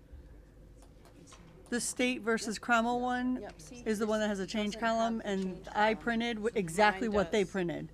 So, So she must have printed this state. Yeah. Okay. correct. Yes. So pay attention to. So the wrong thing was printed Yeah, for you us. got it, Yes. got it. Listen, she can't be perfect at everything. She's pretty perfect. It's okay. We're following your verbal presentation, and we'll fix the paperwork. Don't worry about it. Keep going. We got it. All right, so where was I? Talking about arts access, which we should see. We stayed flat. We should see an increase because we have additional courses that we're offering. That was something that we focused on last year because I think we saw a little bit of a dip. So that was one of our focus areas for last year, and we have an amazing art teacher that has brought a lot of energy to the department, particularly at the high school. So it's been great working with her, and she's done a lot of great things to add to the department. So we should see some growth there. All right, now I'm going to the state. Well, we can look at the bottom on that one first and Hold see that on, there was an if you don't mind. One second. I think Mrs. Russ has a question Oh, yeah. before you move on. Just because there's so much confusion, before you move on, can I ask you a quick question? Because I believe you skipped over the chronic absenteeism is dropping. Oh, yes. And what are we No, it's not dropping. Oh, I'm sorry. Yeah. Yeah, it is. It is. So what are we doing Yep. to Okay. address that 59. issue? I know we talked about the proficiency in English, the ELA and the oral part. We talked about those the progress towards English proficiency, but we didn't talk about chronic absenteeism. And are we doing anything to improve in that area? Yeah, we have attendance committees, and we also have brand new culture and climate committees in each of the buildings that are going to look at some data, and attendance data in particular is a focus of the data that they're going to look at to try to make plans to have kids make sure that they're attending school every day. Can I also, I just want to interject without letting out confidential information. Remember again, this includes our students who are outplaced, so we have run into some issues with truancy. And the state does not let us, and nor should they, right, let us off the hook that easily if we have someone that's absent for a whole year and not attending. So unfortunately, we did have a couple of those issues last year. Still, we do everything that we possibly can to help these families and help these students, but it's really hard when they're not even attending our school. So it's difficult, and they're included in those numbers. Mrs. Sorry, go for it, Mrs. Cantwell. So, thank you. If we have a student outplaced and they're not attending the school, how does that work? I mean, if they're out, we're still on the hook for for trying a to whole get 'em. year. At what point would we? I mean, what time? At what point does that get addressed? Like with the PPT? Always, all the time, ongoing, and there are other factors as well. There are other agencies in the state of Connecticut that support the schools and the families. Yeah, I know that. I'm just wondering, like, When does it ever get fixed? It doesn't sometimes, and then you end up with chronic absenteeism this way. So you may have, oh geez, I'm talking about just educating you generally, right? So if we have students that are outplaced and the students are truant and they don't attend school, we as the receiving district are responsible to making sure that they get to school. So we're setting up PPTs. We are setting up more PPTs. we have other agencies involved, DCF, Youth Services. Am I missing? I'm sure I'm missing plenty. But if we cannot get the child to come to school, and with DCF's involvement as well, it could take 2 to 3 years to actually address a truant issue and make it better. Or the student may turn a certain age where the parent could then withdraw them and we could have them. Which then impacts our graduation rate. So it's not as easy as we think. We literally make home visits. Like, we go to the students' homes, we do everything that we can. But sadly, unfortunately, we do have students that are really struggling with going to school. And which is why we don't like to outplace kids, because when we outplace them, there's even a greater chance of them then not attending school. But everything that we have to do, we do. We just can't. Yeah, we have change. attendance committees. Yeah. We review attendance hard. during MTSS meetings. Trying We to have a not- really strong support system here. And our new culture and climate committees will also be looking at attendance data. It's okay, Sarah. I tried to do it the best I could. I have a on, Sarah. question. Finish first that book. What were you saying? Robert's Rules of Order. Yeah, but you You're can't out just of jump order. you can't just jump in and ask a question. So hold on one second, because I had a comment, and then Mr. Zabrowski, and then I will be glad to recognize you. Okay, so my comment is in just for everybody's knowledge, is an approved private special ed program. There's certain standards, and the standards do address absenteeism. And one of the requirements is that approved private special ed program has to address. And so we do home visits to families, to kids, try to assess what it is that is the impediment for the child to get to school. And if sometimes it's behavioral, sometimes it's emotional, sometimes it's, an issue of economic insecurity or transportation. So the approved private schools are required to work in collaboration, and if a child is absent more than 10 days, there's laws that require communication and collaboration with the home district. So there's a lot of services that are put into place to try to address that, and despite best efforts of everybody involved, and it being potentially educational neglect, that it's a DCF call, sometimes that still becomes a challenge. And it doesn't, yes, and you could call in educational neglect to the DCF care line, and sometimes it gets picked up and sometimes it doesn't get picked up for investigation, but there's a lot of services available if this becomes an issue, and it's a real challenge. It's a challenge across systems. And Mr. Zabrowski had his hand up first. I'm glad that you said that from the private provider point of view, from someone who's taught in public schools for 20 some odd years now.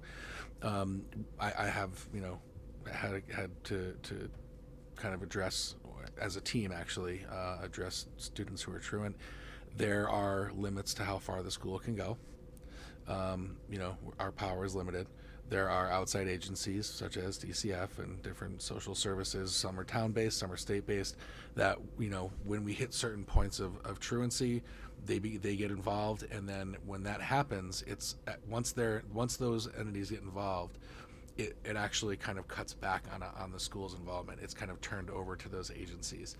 And so if they're not successful, then sometimes it bounces back. Ultimately, we're always, the school is always kind of responsible for wanting to get the student there. But when we use other agencies for help, they kind of end up taking the lead, and it kind of goes that way. But I can tell you my experience. I've worked in more than one district, and every district, when we are dealing with a student who's not showing up to school, it becomes a pretty big priority. There is a lot of effort. We celebrated 2 people who tend to be heavily involved in those efforts, and it takes up a lot of their time and energy, and a lot of times their time and energy winds up not coming to fruition, which is frustrating and unfortunate, but that's kind of how it plays out. And supporting as well. It's just, it's gotten worse instead of better now. We're not the only ones. And truly, when I say, we own, we own all the students. They're ours, even if we don't necessarily, we may not have seen some of these kids since second, third. We may have not seen some of these students at all, but we do own the data. And it's not a good thing that chronic absenteeism is trending down. Right. Are we reading it wrong? That's why I was saying no. So okay. When it's not going, this is the only indicator that when chronic absenteeism goes down, our points go up. Got it. So that's why I said it's not going down, it's going up. Got it. And we're Thank you. losing points for that particular Thank category. you. That and was I think my Mrs. question. O'Leary has a Yeah. okay. It's going down, but Yeah. that You means get our more chronic. That points. means it's getting worse for us. Yeah. So yes, the more points you get means that you have a lower chronic absentee rate. Okay. I did look that up Yeah, specifically. it's so that's why I confusing. said it, But I do want to say we have a lot of success stories, especially in our ESS meetings that we've been having at the high school. We had a few cases in the past that students were really not coming to school, and we've had a lot of success and happy conversations in our Wednesday morning meetings at the high school. So I want to say we've worked really hard on some of these students, and it's working. So we take those as gains, even though the data might not always show. So just wanted to note that. Thank you. Very helpful. We do have a lot of internal supports in Thank you. place, and sometimes things are outside of our control. But despite all of those losses, we did see an increase in our overall score, which went up almost a percentage point. On the next page,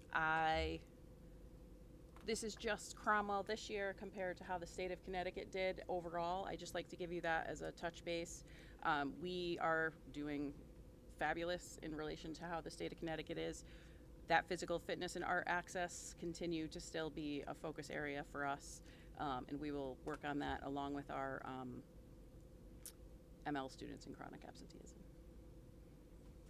Thank you so much. Appreciate it. Any other questions before we move? Mr. Zabrowski? It's okay. You don't have to look sheepish. I have a lot of questions. Just a question on number 6, the preparation for CCR percent passing exams. That went up 14.3%, which is pretty significant, and that has to do with taking college credit courses, correct? Right. So when I showed you our AP scores and Yep. we saw not only an increase in the amount of students that are taking the assessments, but a significant increase in the amount of students that are No, you're getting college credit for those courses. So more kids are taking it, and they're doing better, which is all the good news you want to hear. So I guess my question is that an indicator to us that we should actually be looking to increase our offerings for those programs? We always try to increase our offerings. We're really legitimately always looking for a way. Like Okay. just with the arts, you approved 3 arts classes last that are AP courses. So again, that will hit our arts access and this particular indicator as well next year. Okay, so thank was you. It 3? 2? 2. There's 3 courses, but 2 were AP? Okay. I just want to make sure that we're looking at this as, it sounds like more students are signing up for these and seeing success in them. That's kind of an indicator that we should be, offering more and more as we go forward. Because if there's an interest and the kids are more kids are doing it and doing well at it, this is obviously something we should be looking to grow. Okay, thank Cromwell you. High School does AP very, very well. Thank you. Thank you, Dr. McLean. Everybody go. Oh, Mrs. Franklin. I just wanted to thank you for laying it out against the state of Connecticut, too. It's a really good kind of benchmark to see. So I appreciated seeing it like that. And congratulations and huge appreciation to everybody involved in helping to see so many test scores in so many areas increase. Okay, we're good with that. So let's move on. We've got some pretty simple, I think, quick approvals that we can do. Action item F is approval of our Board of Education meeting schedule. That's reference G in your packet. Is there a motion to approve? Motion, Mrs. Russ. Second, Mrs. Franklin. All in favor? Opposed? Abstentions? Excellent. Next one, simple, Board of Education committee meeting schedules, reference H. Is there a motion? Thank you, Mrs. Cantwell. Is there a second? Thank you, Mr. Schuman. All in favor? Opposed? Abstentions? Great. Dr. McLean, your mic is on. You didn't say anything. No, I'll put it off for you. Action and approval on minutes. We have the October 7th special meeting minutes in our packets. That is reference I. Oh, I should, for these, we'll have to have anybody that was not there abstain. But is there a motion to approve the October 7th special meeting minutes? Thank you, Mrs. Russ. Second, Mr. Zabrowski. Kelly and Steve has his- Felicia were absent. Yes. All in favor? Okay. And abstentions? 4 of us. Lisa, you got that? Okay. And no one's opposed? Okay, I did that backwards. All right, those pass. We got it done. All right, we're moving on. Approval of the October 14th regular meeting minutes. That's reference J. Is there a motion to approve those minutes? Motion, Mrs. Franklin. Is there a second? Mr. Schuman. All in favor? No, abstentions. Yes. Oh, abstentions first. Abstentions. Okay. Got it, Lisa? Okay. All in favor? Jessica and Donna. Yep. Okay. Anybody opposed? All right. Those pass. Where are we? Stipend approvals is the last action item. Stipend approvals are in your packet. It is reference K. There were only a couple. Is there a motion to approve the 2 stipends? They're both for indoor track assistants. Is there a motion to approve? Motion, Mr. Zabrowski. Is there a second? Second, Mrs. Lamb. All in favor? Anybody opposed? Anybody abstaining? Excellent. Those pass. Whew, that was good. We got a lot done. All right. In your packets, you have the Human Resource Personnel Activity Report. That is informational. If there are any questions, we can entertain them now. Otherwise, it's there for your information. Excellent. The principal reports are also in your packets. Reference M, N, O, and P. Any questions on those reports? Great.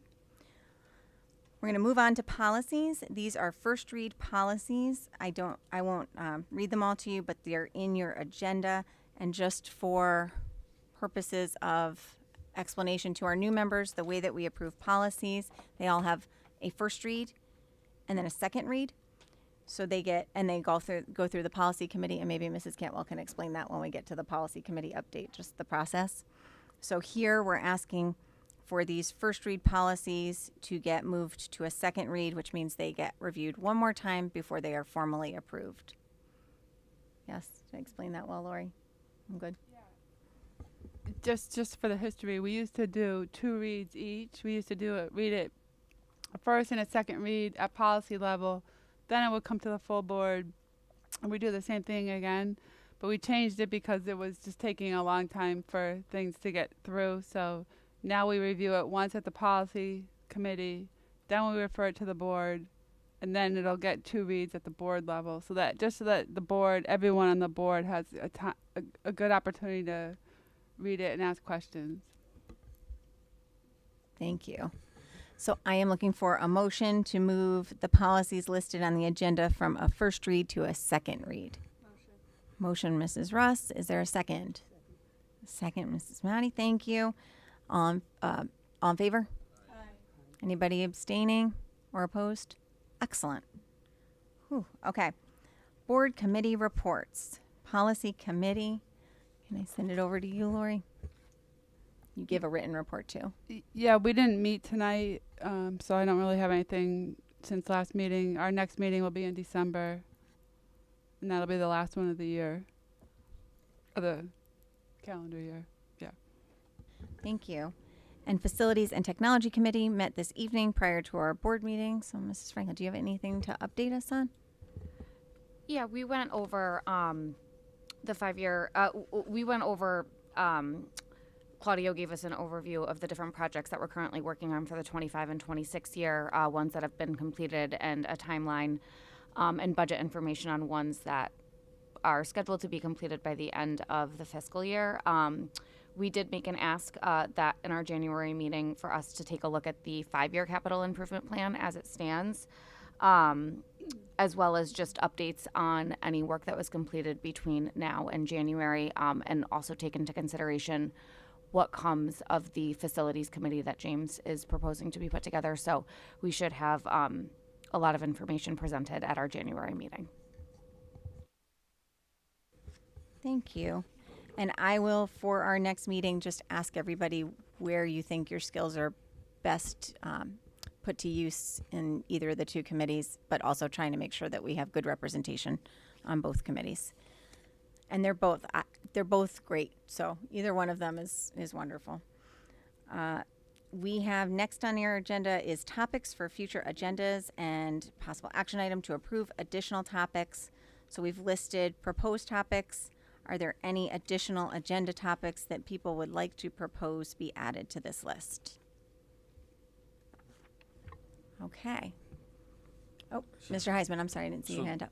When will we have that training? Usually we have that Board of Ed training, right? So I don't know if it's typically the next meeting or. Yep. So we typically have done the board orientation training. I was going to talk about it in my announcements, but I can talk about it now. We typically done it in December. That's where our attorneys from Shipman, Jessica Ritter represents the Board of Ed, will come and talk about board roles, responsibilities, what we can do, what we can't do. It's a phenomenal, very usually pretty condensed hour and a half presentation, but incredibly helpful. I was going to suggest that we come up with a date and offer to anybody on the board, not just our new board members. The refresher is always helpful. So Dr. Macri and tomorrow I will ask Jessica if she's available for our next meeting. I should know by now. I will ask Jessica Ritter if she's available for the December meeting. I have it as a question for you. Excellent. Is that okay? If she can't make that meeting, then my suggestion, we don't want to do it on January 20th because that's our budget presentation. So we'll have to have a special meeting. So hopefully she can do it. And otherwise, we could have another attorney from Shipman, but Jess has so much history with the district, so I'll make her cancel anything.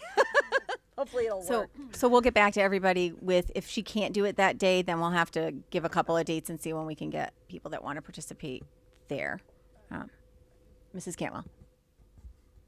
Yeah, I think last time we did a separate meeting instead of having her for that particular training. She came and we just did that instead of adding it onto a regular board meeting. We also, Mark, tell me if I'm wrong, because we've been doing so excellent with policy. Do we have anything that is mandated that we absolutely have to get through? Or can we have Jessica come, cancel policy for December?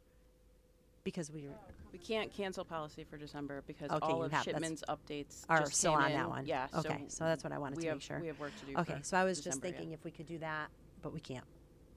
So Sorry. No, it's okay. No, you've taken it over, so I have to ask you. I couldn't remember.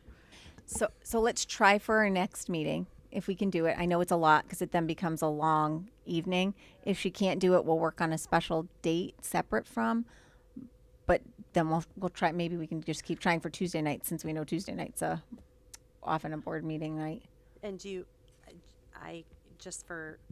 because we do it in January as well, do you want us to just hold? We could hold on celebrating of staff for December.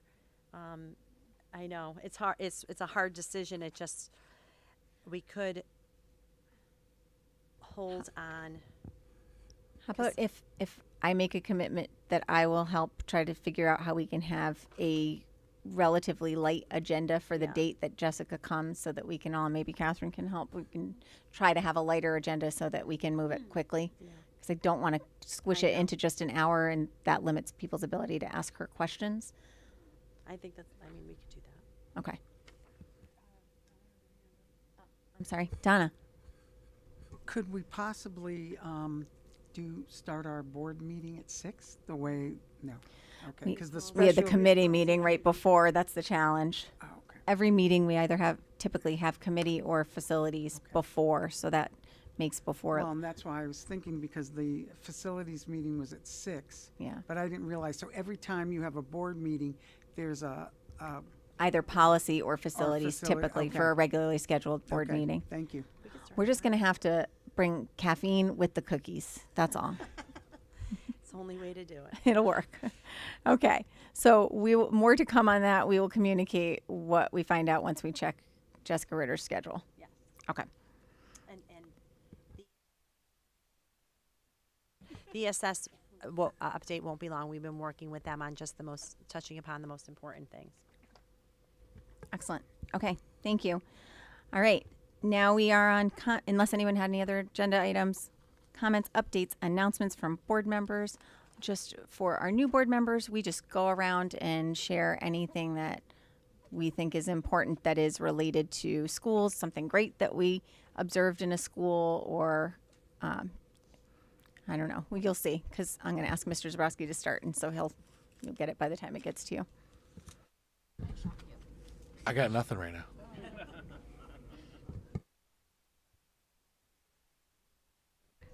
I just wanted to say welcome to Donna and Jessica, and congratulations to Alicia on chair and Catherine on secretary. Ditto. I'll go last. I just wanted to say, new board members, learn from me, because I totally broke Robert's Rules of Order and interjected over Lori. But I did write down for this piece the new training that I do strongly recommend you go to, and welcome new board members. And I'm super excited the 3 of you are back in action. So yay. And I just wanted to say that we do thank Selena, not just for her board work. She has had 14 years of service to our schools, which is absolutely incredible. She volunteered in classrooms. She did PTO work. Wherever there was something happening, you could call her and count on her to get something done. So, but yeah, I'm super excited for this new board to move forward, and congratulations, Alicia.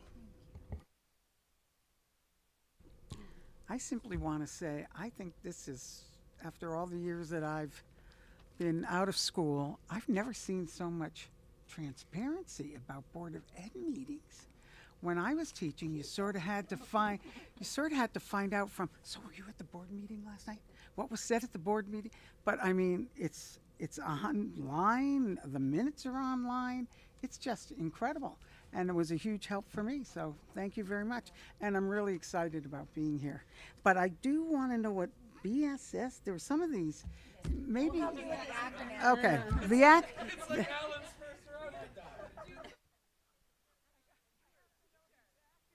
Actually, that's a good point. So if we have acronyms in our agenda, we should probably spell them out, because if you don't know, then anybody else looking at the agenda doesn't know either.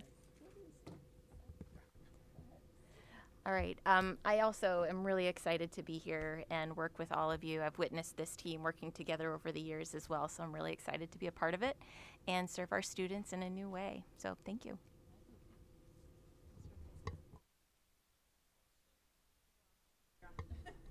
Just welcome to both of you, and look forward to working with you, and let's move forward. All right, so I dug out, because I save everything. I don't know if you know that about me, but I dug out these letters that came from our students last year. So this one says BOE rocks. I just thought I would share that, just especially for you. Thank you for your service on behalf of our schools. These came from our students when they were doing Board of Ed appreciation. We save all of, I'm sorry, but I save these, so I'll save them. But we save all of these cards that your students make, that our students make for us. This one was, thank you for giving us really great teachers. I thought these were so exciting. This one was, I love this one. Thank you for keeping our buildings safe. Pretty cool. All right, let's see. Yeah, one more. I won't read them all.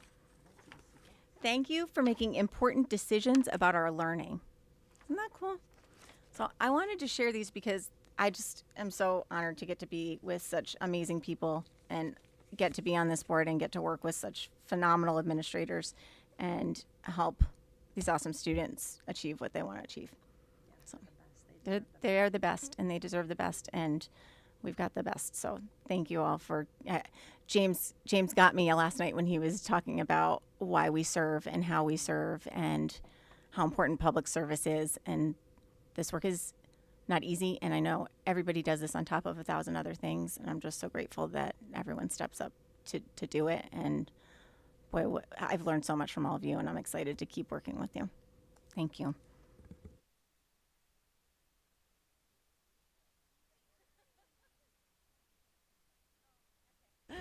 Anybody else? Are we good? Okay, motion to adjourn at 9:04. So moved. Up, Mrs. Lamb, Mr. Zbrowski,